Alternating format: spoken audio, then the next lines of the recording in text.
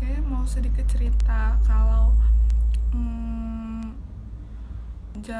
penelitian aku ini cukup lama ya, karena banyak proses yang harus ditunggu, dari buat ekstraksi, nunggu dia kering, kemudian dilakukan induksi ke tikusnya, kemudian sampai pengolahan datanya itu cukup lama gitu. Tapi karena proses dari sempro ke semhas itu cukup lama, jadi aku emang pas belum bisa untuk maju semhas itu aku langsung coba nyicil untuk belajar kompre gitu.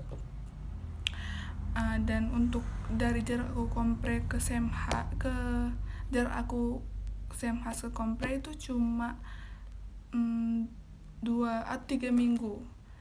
3 minggu itu emang kalau mau cepat itu emang harus gigi ya, maksudnya kayak dulu tuh aku bisa, misalnya nih dosen satu dia kan ada 3 pembahas dan 2 pembimbing kan, dan untuk maju ke kompre itu harus dapat tanda tangan dari kelima dosen tersebut, dan itu tuh harus udah di ACC gitu. Sebelum kita cetak bukunya dia harus di ACC dulu.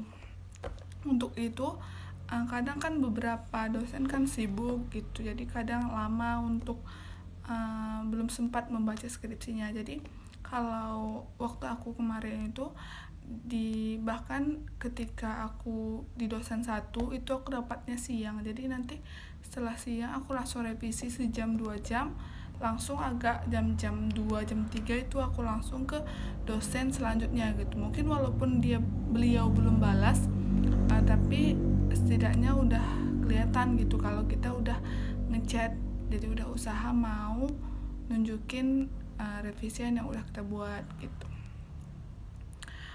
Dan alhamdulillahnya itu kelar di 3 minggu lah, 3 minggu setelah bolak-balik kampus buat follow up terus ke dosen-dosen penguji gitu. Dan untuk sedikit tips gitu, mungkin sedikit aja dari aku juga masih pemula nih. Yang penting tuh kita jangan terlalu mendesak dosen gitu, takutnya emang kurang sopan. Tapi kalau bisa ngechatnya tuh udah di kampus gitu, jadi kelihatan effortnya gitu.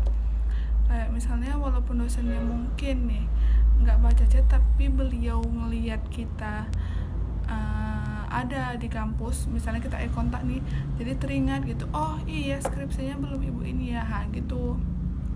Terus dan kalau emang stuck gitu di satu, mungkin hasilnya nggak dapat nggak berjalan baik gitu, mungkin bisa istirahat bentar, dan kalau bisa curhat, komunikasikan semuanya ke dosen pembimbing itu, biar tahu nih jalan untuk solusinya gimana. Soalnya kan kita kan mahasiswa nih, kita nggak tahu gimananya untuk kasus seperti ini gitu. Sedangkan kan dosen kita udah banyak melihat kasus-kasus yang lain dari tingkat sebelumnya, mungkin kasusnya sama gitu, jadi ada solusi yang bisa kita